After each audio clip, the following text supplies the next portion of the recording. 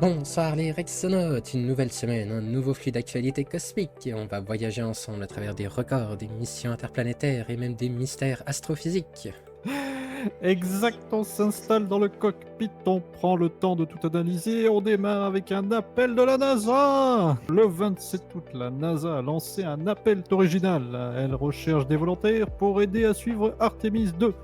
L'agence invitait universités, radio club et passionnés à capter le signal de la capsule Orion lors de sa mission. L'idée est de créer un réseau parallèle de réception des données en complément du Deep Space Network Official. Cette approche ajoute une couche de résilience au système. Et quand on regarde, c'est une stratégie qui est assez intelligente de leur part parce que ça permet d'impliquer le public. Justement, ils recherchent des collaborateurs potentiels capables de fournir des données. Et tout ça, ça implique tout le monde dans la même mission lunaire. Ça permet de fournir des données qui peuvent être importantes ou non, mais en tout cas de fidéliser un peu les gens. Et ça assure une bonne robustesse dans le suivi de toutes les missions.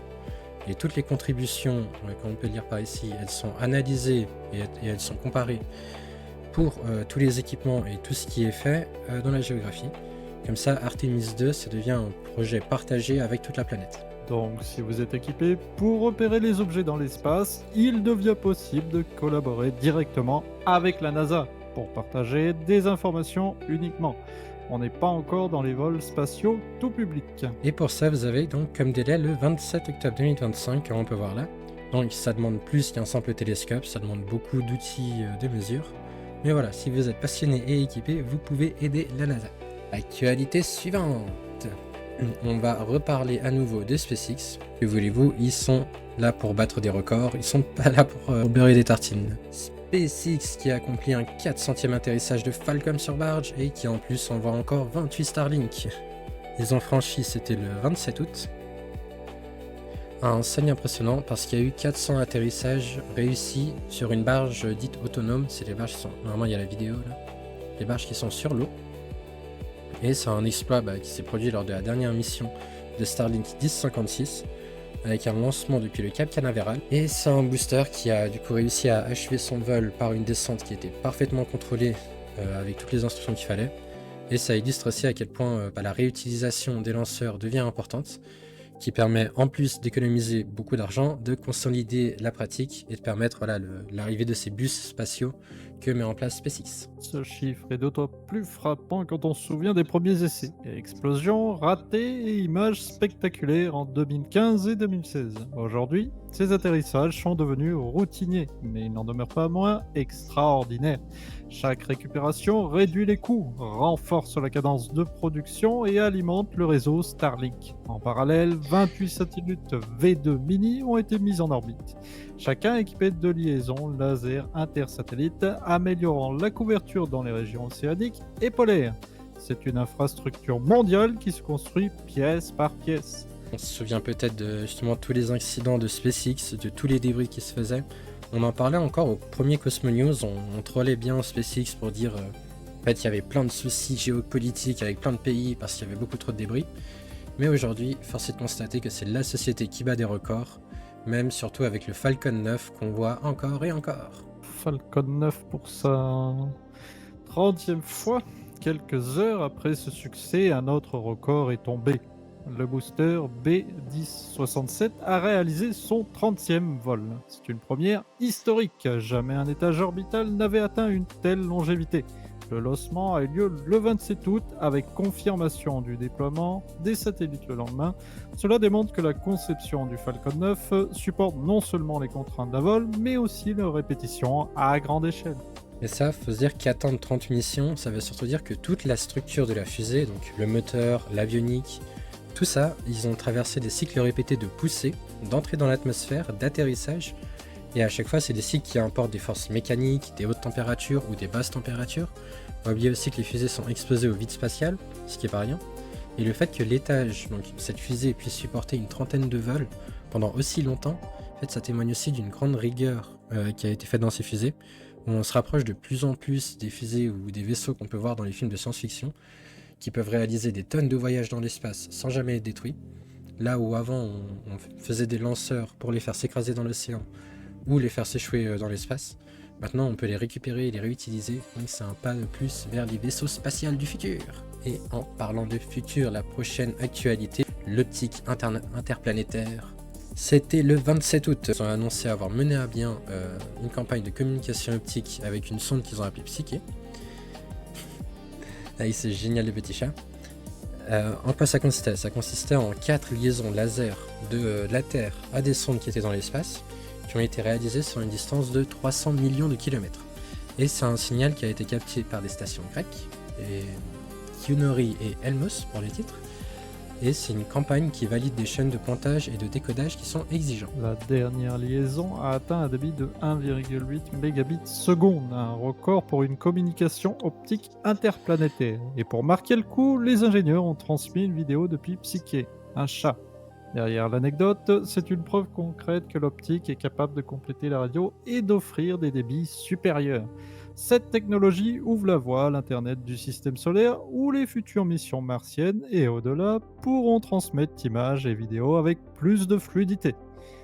C'est trop cool, on est à presque 9000 satellites Starlink là bientôt. On n'arrive toujours pas à avoir Internet, mais l'ESA arrive à faire en sorte qu'il y ait Internet dans l'espace pour qu'on puisse envoyer des vidéos de chats. Là, je dis chapeau l'Europe. L'Europe, franchement, dans l'espace, elle a la classe. Et bonsoir Raptor, bienvenue à toi. Tu es arrivé pile à temps pour l'actu numéro 5. Encore l'ESA. Que la JAX souhaitait rejoindre la mission Ramsès vers Apophis. Le Japon pourrait fournir des panneaux solaires et un imageur infrarouge avec une option de lancement sur H3. Cette coopération renforcerait la mission européenne qui vise à observer l'astéroïde lors de son passage rapproché en 2029. C'est une proposition qui a été donc validée au conseil ministériel de novembre. Ramsès qui va devenir une mission internationale. Ça permettra de collecter des données cruciales sur la composition de l'astéroïde Apophis, un passage qui est à environ 30 000 km de la Terre. Ça va être une opportunité scientifique exceptionnelle pour une répétition générale pour défendre la Terre. Une bonne collaboration du coup euro-japonaise. Fermi pour avoir la vidéo de chat. Bah, merci le chat pour cette super transition car Fermi, on en parle. Fermi nous a envoyé un message il y a longtemps. Le wow signale une hypothèse plausible. Des chercheurs ont proposé une nouvelle explication au fameux signal wow détecté en 1977. Ils avancent l'idée qu'il pourrait s'agir d'une amplification de l'arrêt de l'hydrogène dans un nuage interstellaire, déclenché par un magnétar ou un sursaut gamma mou. Ce scénario s'appuie sur des modèles physiques testables et des paramètres observables. Et du coup, c'est malheureusement pour nous, probablement pas un signe d'intelligence extraterrestre, juste une avancée scientifique précieuse, parce que du coup, ça nous permet de mieux comprendre les phénomènes astrophysiques et d'affiner des outils de détection. Il y a tout WoW Attack Home, qui est un outil assez rentable, un grand projet en fait qui permet à des volontaires de contribuer à la recherche pour prolonger la dynamique de science citoyenne. Mais voilà, malheureusement pour nous, la conclusion de cette recherche, c'est que le WOW qu'on attendait depuis 1977 n'est pas une source alien, mais une source de troubles cosmiques. Donc au revoir WOW, tu ne fais plus partie de la recherche Fermi. Actu suivante. Actu suivante, on va reparler de Starlink, que voulez-vous? C'est eux qui font le plus péter l'actualité. Et c'était le 29 août, avec encore un lancement de 24 Starlink. Alors, c'était depuis la base de Vandenberg cette fois. Des satellites qui ont été placés en orbite polaire. Voilà, wow.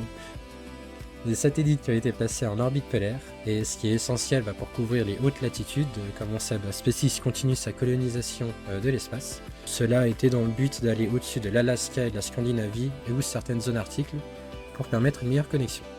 Donc avec les 28 précédents qu'on avait discuté en début d'émission, plus là les 24, ça pousse les comptes à 52 nouveaux Starlink en une semaine. C'est plutôt pas mal.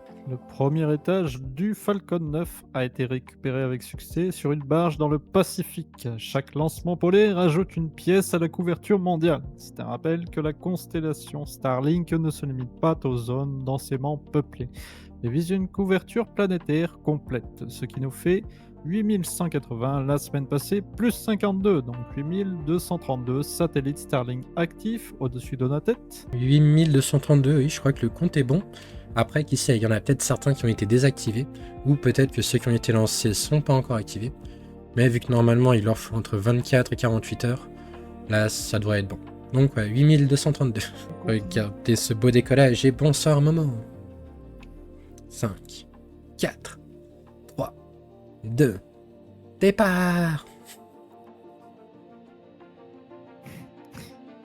J'adore les décollages de fusées. En posant sur la Terre pour envoyer des fusées. Il n'y aura plus de métaux. On peut pas envoyer dans l'espace, merde. Bah surtout que les satellites ils se vendent 1 million de pièces, donc je pense que la location pour les lancer ça doit être à peu près pareil. Ils ont les moyens là. Ils ont les moyens, mais ce ne sont pas les seuls, et ça nous amène à notre actu suivante. L'IMAP et le SWFLO, qui sont 3 observatoires scientifiques qui sont prêts pour un lancement groupé. Avant de descendre, devinez, quel sera le lanceur utilisé? Qui va lancer ce satellite? Attention, grande question de squeeze, tout le monde se le demande. Donc c'est un lancement groupé vers le point de Lagrange L1. Il y a l'IMAP de la NASA, le S, on n'a plus le titre, SWFEO de la NOAA de Carruthers, et le départ est prévu pour le 23 septembre. La mission principale du trio de la sonde est de cartographier tout ce qu'il faut. Il sera utilisé ensuite 10 instruments pour étudier la sphère d'influence du Soleil, appelée Yellowsphere. C'est à ça que vont servir ces 3 super satellites. Et du coup, est-ce que vous l'avez deviné? Qui va le lancer? C'est un Falcon 9. Falcon Punch. Encore. Mais oui, mais c'est clair. Chacun de ces satellites a un rôle précis. L'IMAP mesurera les particules à la frontière de l'héliosphère. Le SWFO L1 fournira des alertes météo-spatiales en temps réel. Et Carruthers observera la géocouronne terrestre. Ensemble, ils permettront de mieux comprendre et anticiper l'impact du Soleil sur nos infrastructures. Et tout à fait, et pour ceux qui avaient un peu d'espoir pour Ariane 6, eh ben non, c'est bien Falcon 9, c'est toujours et encore SpaceX. On fait de l'actualité spatiale, donc forcément c'est du SpaceX. Et devinez en quoi concerne nos prochains articles, encore des Starlink, toujours et encore des Starlink, ça ne s'arrête jamais. Ils sont partout, les Américains. Le 31 août, une Falcon 9 a lancé 28 satellites Starlink depuis la Floride. Avec cette mission, le nombre total de satellites déployés en 2025 dépasse les 1900. Cette cadence illustre l'ampleur industrielle du programme. Et malgré ça, il y a toujours des erreurs pour Internet. Merci les Starlink. Mais en tout cas, chaque lancement que SpaceX fait, ça mobilise à chaque fois des logistiques qui sont complètes. Des productions, des intégrations, des préparations de fusées, des coordinations de tarés. Une mécanique bien huilée qui démontre que vraiment SpaceX, on va en parler souvent. Comme ceux qui prévoient encore de lancer 170 fusées 2029, Falcon 9 d'ici 2025. Ça va pas s'arrêter, ils vont battre tous les records. Et ce qui ne s'arrête pas non plus sont les prochaines actus qui enfin, on sort de SpaceX, on retourne sur l'ESA. Parce que l'Europe n'a pas dit son dernier mot. La prochaine actu, c'est JUICE, le Flyby of Venus. JUICE, qui on le rappelle est une sonde européenne, qui le 31 août a réussi à accomplir un survol, on voit ici les images, assez critique vers Vénus, un événement qui fait partie d'une série d'instances gravitationnelles indispensables pour le conduire au système jovien. Donc en fait, une semaine auparavant, il y avait déjà des problèmes qui ont perturbé les communications, et là les ingénieurs ils ont réussi à rétablir la liaison, à activer l'amplificateur, et en soi à corriger à distance, donc à plusieurs millions de kilomètres, la trajectoire du satellite pour pas qu'il aille s'écraser sur Vénus et qu'il continue sa petite route sur le Soleil. Le Flyby n'était pas une simple formalité. Sans lui, la mission aurait perdu une partie de son efficacité énergétique. Avec ce passage, JUICE ajuste son cap et prépare ses prochains rendez-vous avec la Terre en 2026 et 2029. Objectif final, rejoindre Jupiter en 2030. Une fois sur place, les instruments, radar RIME, magnétomètre, spectromètre étudieront Ganymède, Callisto et Europe pour mieux cerner leur habitabilité potentielle.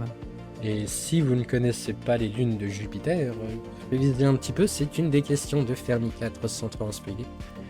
Et pour la notion de distance que j'ai donnée avant, c'était 200 millions de kilomètres. Il aura fallu 20 heures de dépanner, 11 minutes à chaque tentative de signal.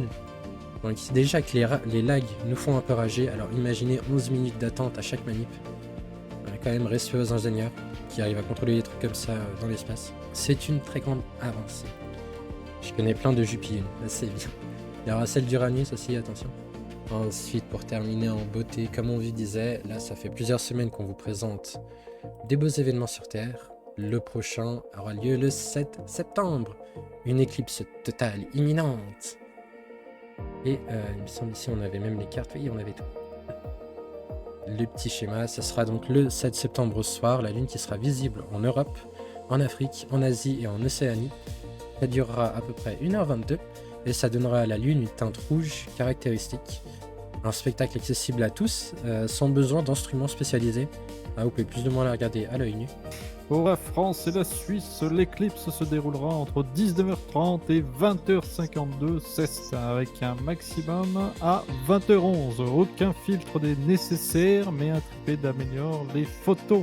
C'est une occasion parfaite pour réunir passionnés et curieux autour d'un phénomène naturel spectaculaire. Tout à fait, donc c'est l'occasion justement d'aller sortir pour voir quelque chose de beau comme ça.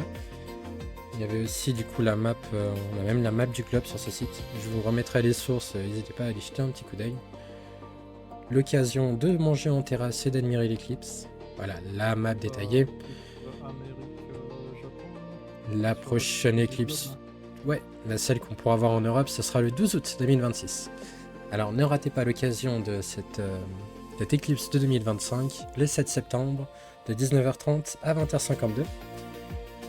Si vous prenez des photos, n'hésitez pas à nous les partager, on les regardera avec plaisir. Puisque notre communauté nous a envoyé une petite vidéo. Ah, taisez-vous. Taisez-vous monsieur, je ne vous ai pas autorisé à parler dessus. Direct. Il est où? Voilà. C'était la lune sombre, je pense. Trixie est de retour. Alors une vidéo que nous a envoyé la commune par rapport à l'éclipse lunaire. Ah voilà, le petit tuto comment observer l'éclipse. On va écouter Astronophilos. Cette vidéo et à vous abonner. Déjà, avant tout, je vous conseille d'installer les applications Sky2Night ou Stellarium. Une fois l'application ouverte, vous avancez jusqu'à la date du 7 septembre et comme ça, vous pouvez connaître les horaires exacts de l'éclipse depuis chez vous. En France métropolitaine, la phase totale de l'éclipse commencera dès le lever de la Lune autour des 20h en direction de l'Est. Assurez-vous d'avoir un horizon bien dégagé dans cette direction, donc pas d'immeubles, pas de montagnes. Ensuite, les personnes situées à l'Est de la France pourront profiter du spectacle plus longtemps. Par exemple, à Strasbourg, la Lune se lèvera dans sa phase totale de l'éclipse à 19h55 et cette totalité sera visible jusqu'à 20h52, soit presque une heure de spectacle. Tandis que dans les régions centrales comme Paris, la Lune se lèvera à 20h17, ce qui ne laissera que 35 minutes de totalité visible. Et enfin, le clou du spectacle, quand vous aurez repéré la Lune, regardez juste un peu sur sa gauche. Vous verrez un point brillant, ce ne sera pas une étoile, mais la planète Saturne. Bien sûr, je compte bien l'observer avec mes télescopes pour en faire de belles photos, et donc d'ici là, bonne chance et on s'y en court. Eh bien, merci à Astronophilos, merci à la commu. N'hésitez pas à aller voir sa vidéo, à mettre en commentaire que vous l'avez découvert dans Cosmo News. Ouais, n'hésitez pas à aller lui dire que vous l'avez vu. Et voilà pour la motion cosmique de la semaine. On a exploré chaque petit sujet en détail aujourd'hui, avec des petites explications et des perspectives d'avenir. Merci à tous. Rendez-vous la semaine prochaine pour le débrief de l'éclipse et de nouvelles étapes de l'aventure spatiale. Let's go! Et voilà qui clôturera pour la partie rediff. Mais en tout cas, merci à vous d'avoir été là. J'espère que ça vous a plu, que les actualités vous plaisent aussi. Cosmo News revient bientôt.